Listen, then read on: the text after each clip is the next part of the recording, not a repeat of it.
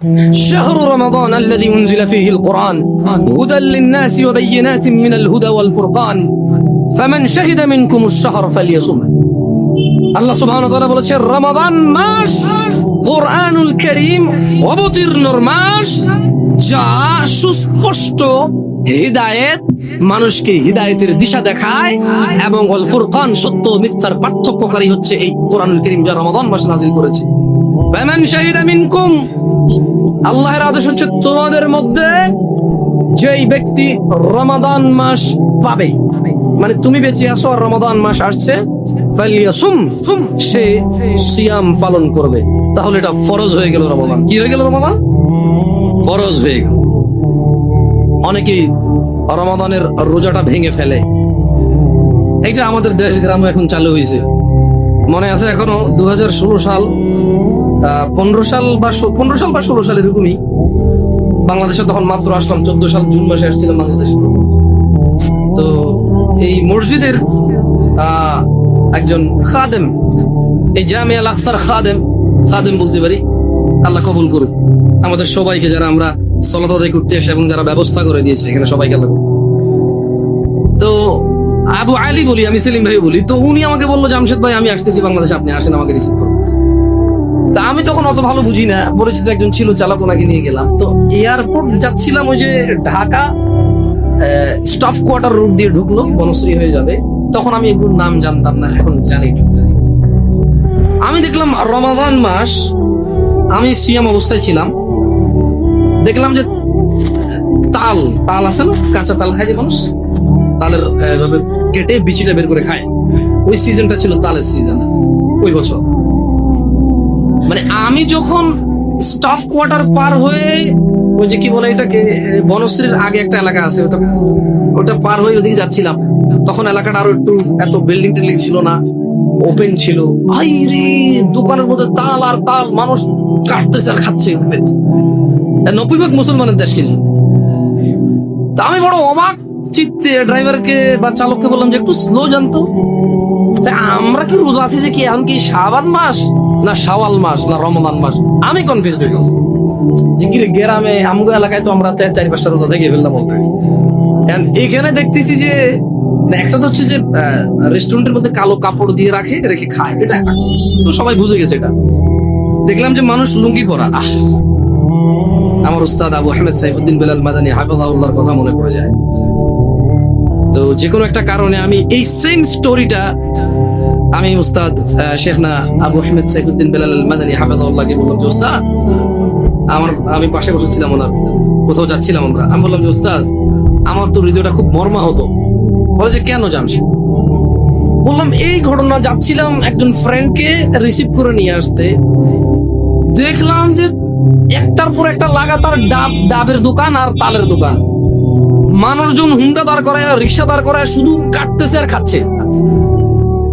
আমি কনফিউজ হয়ে গেছিলাম যে রোজা যে আমরা আছি, আমরা কি ভুল মাস নাকি, এটা কি রমজান মাস নাকি শাওয়াল মাস, মানে নাকি শাবান মাস? আমি পরে বললাম যে এ ভাই তুই রোজা আছো? বলো যে আছি। তুইও রোজা, আমিও রোজা। ঢাকা শহরে কি রমজান মাস আসে নাই? বলে যে না ভাই, ঢাকা শহরের মানুষও রোজা থাকে, কিন্তু এখানে বেশিরভাগই মানে কর্মজীবী পরিশ্রমিক মানুষরা এই এলাকায় সব জায়গায় এরকম থাকে। তখন আমি বললাম, যখন আমি আবু আহমেদ সাইফুদ্দিন বেলাল মাদানী হাফিজাহুল্লাহকে কথাটা বললাম, মনোযোগ দিয়ে শুনবেন, তিনি 4টা কথা বলেছে। কয়টা কথা বলেছে? বেতাগার মানুষকে এই উদাহরণটা দিচ্ছি, ওই যে আগে বলেছি আলাদা একটা ভালোবাসা আছে। ওয়াল্লাহি অন্যরা মনে কষ্ট নেবেন না, সবাইকে কাউকে ঘৃণা করি না, তবে এখান থেকে স্টার্ট আপ, বাংলাদেশের মাটিতে দাওয়াত এখান থেকে স্টার্ট করুন। আলহামদুলিল্লাহ, আল্লাহর প্রশংসা তিনি কবুল করুন। তো বলো যে জামশেদ 4 প্রকারের মানুষ। কয় প্রকারের মানুষ? 4 প্রকারের মানুষ তুমি দেখতে পাবা। এক, যাদের দুনিয়া আছে, আখিরাত নাই। কি আছে? কি নাই? আখিরাত। 2, আখিরাত আছে, দুনিয়া নাই। কি আছে? কি নাই? বললো যে ধরো এক, দুনিয়াতে অনেক সম্মান, সুনাম, মান, মর্যাদা, অনেক কিছু, কোনো কষ্ট নেই, কিন্তু ওর আখিরাত নাই। মদ খায়, গেজা খায়, শিরিক করে, বিদআত করে, সালাত এক ওয়াক্ত পড়ে না, মাঝে মধ্যে কেউ মারা গেলে তার জানাজা যায়, তাও নেতা হিসেবে, ডাক্তার হিসেবে, ইঞ্জিনিয়ার হিসেবে, সায়েন্টিস্ট হিসেবে, এলাকার মুরব্বী হিসেবে, এলাকার কর্তা হিসেবে, বুঝেন নাই, মাতব্বর হিসেবে যায়, এমনি এক ওয়াক্ত সালাত আদায় করে।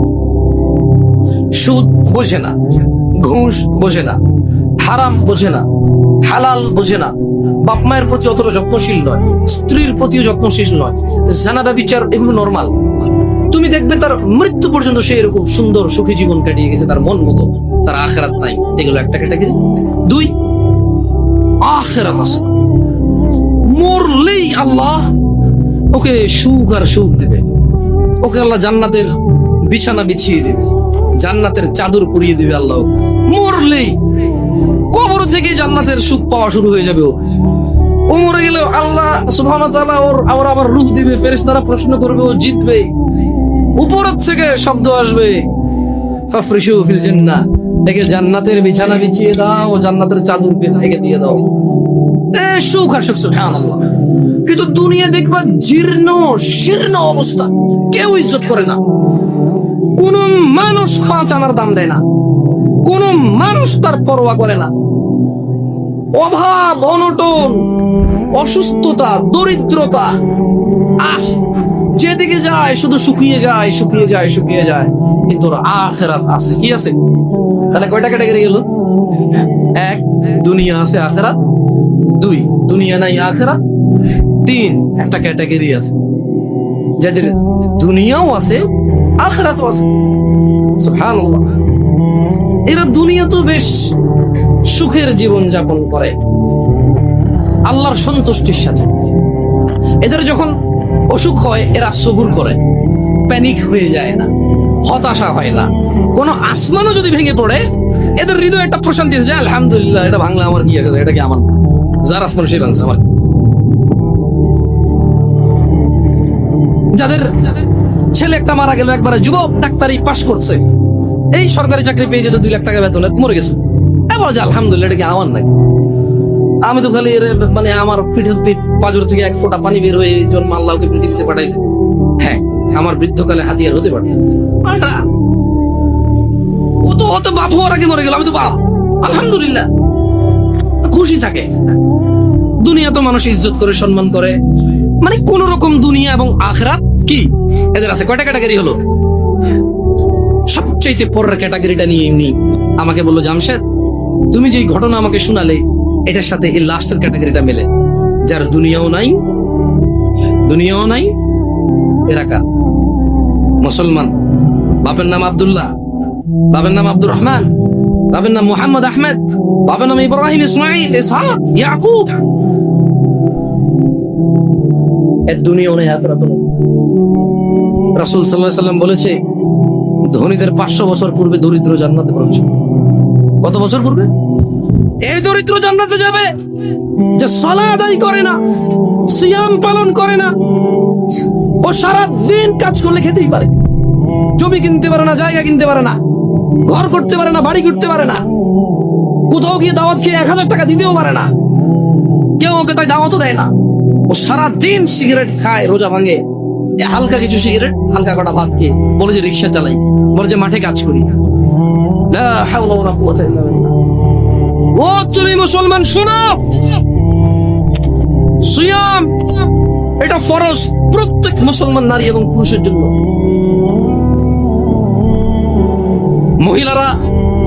মহিলারা তাদের বিশেষ কিছু কারণে তারা রোজা থাকবে না, পরে আবার কাজা করে নিতে হবে, পূরণ করে দিতে হবে।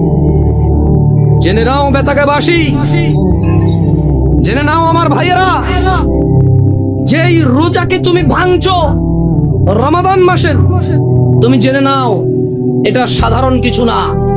রাসূল সাল্লাল্লাহু আলাইহি সাল্লাম বলেছে, একটা রমজানের রোজা যে ভাঙলো ইচ্ছা করে, কোনো কারণ ছাড়া, এই লোক রমজানের পরে লাগাতার না, থেমে থেমে না, লাগাতার একটার বদলে 2 মাস রোজা পালন করতে হবে। ভাবা যায় এটা কি? তুমি একটু ভাবো, রমজান মাসের একটা রোজা ভাঙলে রমজানের পরে একটার বদলে কাফারা হচ্ছে লাগাতার 2 মাস সিয়াম। এরপরে এটা গেল জরিমানা। এটা গেল কি? এটা গেল জরিমানা। এরপরেও তোমার মাপ চেয়ে নিতে হবে রোজা যে ভাঙছে বিনা কারণ। তাওবা ইস্তিগফার, আল্লাহর কাছে ক্ষমা চেয়ে নিতে হবে রোজা ভাঙার কারণে। মানে একটা রোজা ভাঙার কারণে 2 মাস রোজা থাকলো যথেষ্ট। কি বাকি আছে? মাপ চেয়ে নিতে হবে। এবার মাপ পাইছো না পাইছো ওটা কে জানে। একটু ক্লোজ হয়ে বসবেন নাকি, মানুষজন বুঝতে পারছে পরে না হয় নামাজের একটা ব্যবস্থা হয়ে যাবে। আবুল আঙ্কেল আসেন, বাইরে ওই কার্পেট থাকলে একটু কিছু বিছিয়ে দেন। আবুল আসেন, দেখো বাইরে কার্পেট থাকলে একটু বিছিয়ে দেওয়ার ব্যবস্থা করো। তাহলে যে রোজা আমরা ভাঙি এটার একটার বদলে কাফারা কত মাস রোজা? এটা কি মানে ভাঙে রাখা যাবে নাকি লাগাতার? আল্লাহু আকবার।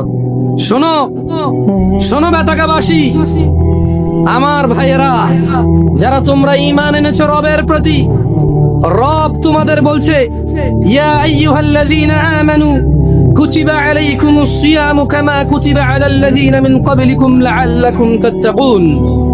বেতাকাবাসী, তোমরা যারা আল্লাহর প্রতি ঈমান এনেছো, যারা তোমরা ঈমান এনেছো শেষ দিবসের প্রতি, যারা তোমরা জানো এই পৃথিবী চিরস্থায়ী নয়, মৃত্যুর পর সাক্ষাৎ করবে তোমরা পৃথিবীর প্রতিপালক মানুষের স্রষ্টার সাথে, যিনি আমাদের সব কর্মকাণ্ডের হিসেব রক্ষা করছেন এবং সেই হিসেবের সম্মুখীন আমরা হতে হবে। তিনি বলছেন, হে তোমরা যারা ঈমান এনেছো, কুতিবা আলাইকুমুস সিয়াম, তোমাদের উপর রোজাকে ফরজ করা হয়েছে, তোমাদের উপর রোজাকে অনিবার্য করা হয়েছে, তোমাদের উপর রোজাকে করতেই হবে বলে করা হয়েছে। কেউ এটা থেকে পার পাবে না। কামা কুতিবা আলাল্লাযীনা মিন ক্বাবলিকুম, ও মুহাম্মাদের উম্মতরা সাল্লাল্লাহু আলাইহি ওয়াসাল্লাম, তোমরা যারা ঈমান এনেছো আল্লাহর প্রতি, জেনে রাখো তোমাদের উপর রমাদানকে ফরজ করা হলো যেমন তোমাদের পূর্ববর্তী, তোমাদের আগে যে নবী রাসূল এসেছে, তোমাদের আগে যে উম্মতরা ছিল, ওদের উপরও যেমন রোজা ফরজ ছিল, ঠিক তোমাদের উপরও তেমন রোজা ফরজ। কেন এই রোজা ফরজ করে? আল্লাহ বলছে যে আল্লাহ নাকি এটা দয়া করেছে। তোমরা কি আল্লাহ দয়া নিতে চাও না? নিতে চাও? তবে শোনো, তোমাদের রব বলছে কামা কুতিবা আলাল্লাযীনা মিন ক্বাবলিকুম, যেমনটা রোজা ফরজ ছিল তোমাদের পূর্ববর্তীদের উপরে, তো রোজা থাকলে কি হবে? লাআল্লাকুম তাত্তাকুন। আল্লাহ বলছে এই রোজাকে আমি তোমাদের জন্য বাধ্য করেছি, তোমরা এটাকে থেকে দেখো, তোমরা এটা পালন করে দেখো, একটা মাস তোমরা রোজা রেখে দেখো, দেখো তোমাদের আল্লাহ ভীরুতা বাড়বে, দেখবে তোমাদের আল্লাহর সাথে সম্পর্ক ভালো হবে, দেখবে তোমাদের আল্লাহর সাথে পরিচয় হবে, দেখবে তোমাদের আল্লাহর পরিচিতি বাড়বে, দেখবে তোমাদের আল্লাহর প্রতি সন্তুষ্টি বাড়বে, দেখবে তোমাদের পৃথিবীর মূল্য তোমরা বুঝবে, দেখবে তোমরা পৃথিবী থেকে বিদায় নেওয়ার পরে কোথায় তোমরা যাবে তার মূল্যায়ন তোমরা করতে পারবে। একটা মাস রোজা রেখে দেখো। আল্লাহ বলছে যে ও ঈমান আনছো তো শোনো, এই রোজাটা 1 মাস তোমার উপরে ফরজ এই জন্য করিনি যে তোমার কষ্ট হবে, এই জন্য করেছি যাতে তুমি তাকওয়াবান হতে পারো, যাতে তুমি আল্লাহ ভীরু হতে পারো।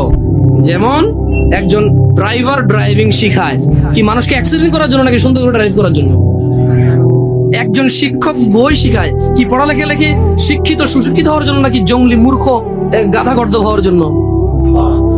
আল্লাহ বলছে, আমি আমার খুতবার শুরুতে 3টা আয়াত পড়েছিলাম, ইয়া আইয়ুহাল্লাযীনা আমানুত্তাকুল্লাহ, হে তোমরা যারা ঈমান এনেছো আল্লাহকে ভয় করো, হাক্কা তুকাতি, যেভাবে ভয় করা উচিত। তারপর আমি আরেকটা আয়াত পড়েছিলাম, ইয়া আইয়ুহান নাসুত্তাকু রাব্বাকুম, হে মানুষরা তোমরা তোমাদের রবকে ভয় করো। এরপর আমি আরেকটা আয়াত পড়েছিলাম, ইয়া আইয়ুহাল্লাযীনা আমানু, হে তোমরা যারা ঈমান এনেছো ইত্তাকুল্লাহ ওয়া কুলু কওলান সাদীদা, তোমরা আল্লাহকে ভয় করো এবং সত্য কথা বলো। বেতাকাবাসী